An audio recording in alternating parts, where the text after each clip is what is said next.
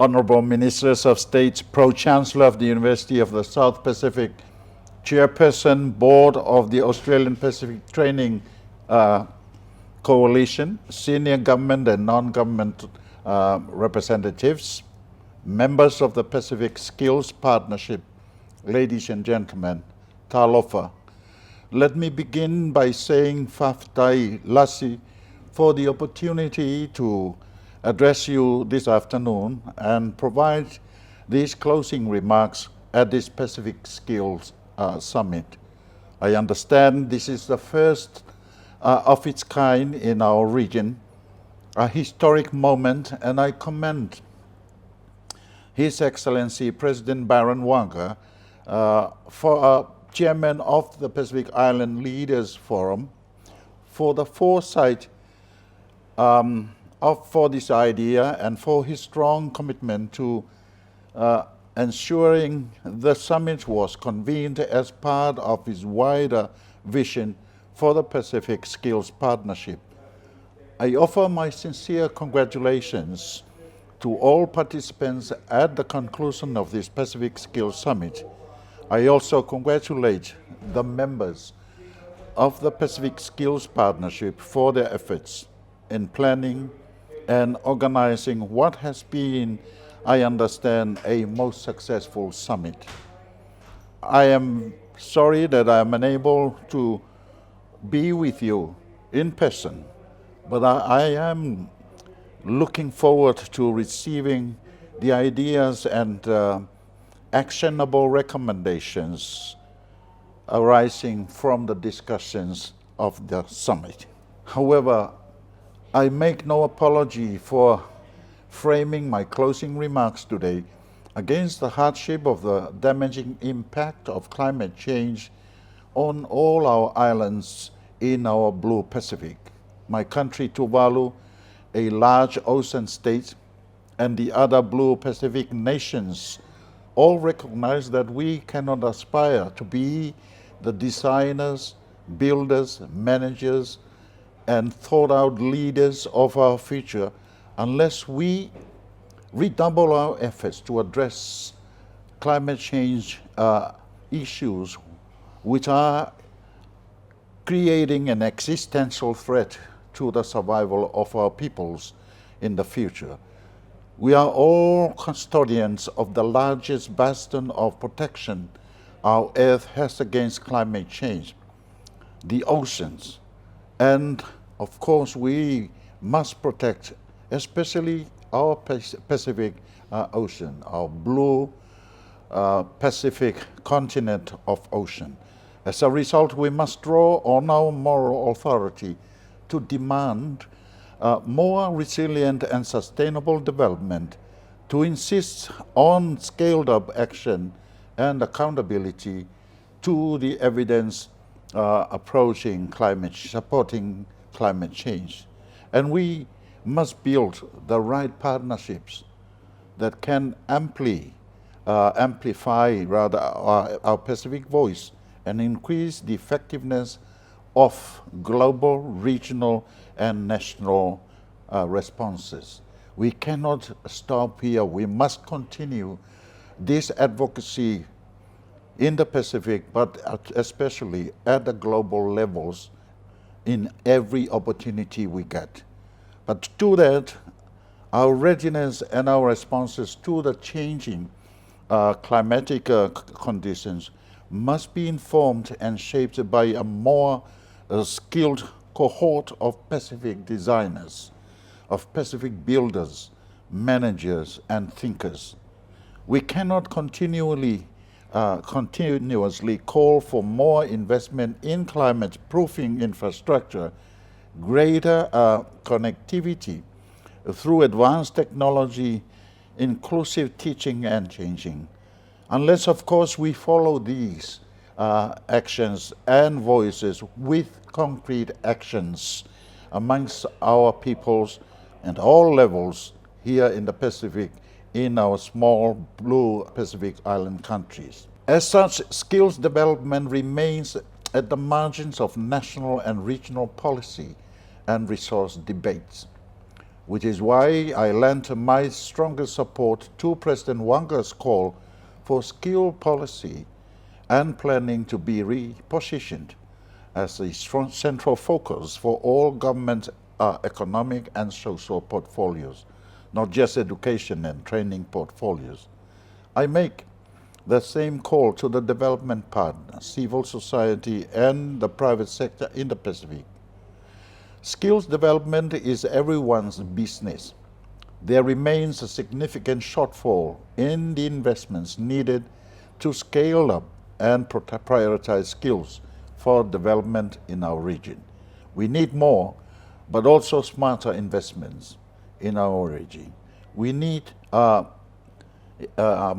but also smarter investments in areas such as TVET, teaching and learning, in skills planning and programming, and in skills advocacy and communication, to name just a few.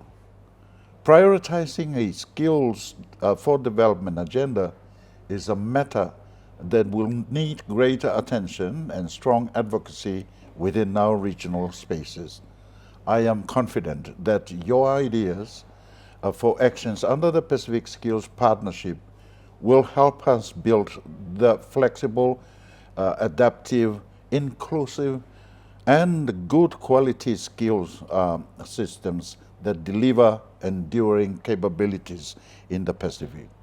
Returning to the issues you have considered over the past 2 days, I'm particularly drawn to the question of skills sharing and the broader issue of labor mobility. Benefits of labor mobility to individuals and communities in the Pacific is well documented. I believe, however, that more needs to be done to ensure that the share of benefits from and access to labor mobility initiatives is equitably experienced across the Pacific, Blue Pacific. Demographic projections show that we will see substantial increases in the number of new people entering the labor force in some of our nations. Our limited capacity to absorb the predicted increase of new labor market entrants must be offset by targeted opportunities under labor mobility initiatives, which is why I welcome the expanded access to labor mobility opportunities under the Australian government's Pacific Labour Scheme and the significant potential it brings to addressing youth employment and community development for the small economies of our region. Notwithstanding the enthusiasm and expectations such as opportunities bring, I encourage us to take a careful and considered approach to how we manage access to such labor mobility opportunities across our region. In drawing on the now well-established development adage of leaving no one behind, I suggest that the utility of any development intervention, including labor mobility, lies in addressing where the social and economic need for such an intervention is greatest. Labor mobility initiatives with Australia and New Zealand often offer significant opportunity and economic gains for the whole of the Pacific region. And there is equal scope to consider complementary opportunities between the Pacific countries ourselves. Already we are seeing examples of progress in mobility between Pacific countries in some sectors such as hospitality and tourism, education, and sports management. Nevertheless, there is great scope for more within region mobility to meet our collective skills needs. In closing, let me acknowledge His Excellency President Waqa for shining the spotlight on these vitally important and too often neglected issue of skills development in the Pacific. I firmly believe it is an issue that needs to be brought to the front in political and policy dialogues in our region. Similarly, more dialogue within and between civil society and the private sector on skills development will help turn the vision of the Pacific Skills Partnership into practical actions. In just over a month or over a month's time, Tuvalu will host the 50th Pacific Islands Forum Leaders Meeting. This is a significant series of meetings that set the priority agenda for our Pacific region. As the incoming chair of the Pacific Islands Forum, I pledge my personal support to the work of the Pacific Skills Partnership, joining with the Excellency President Waqa as one of the proud regional members and champions. Finally, I wish to extend with the words that have been repeated many times during this summit. More needs to be done and more needs to be invested in skills development and training. First, to better equip ourselves and our young people for the future.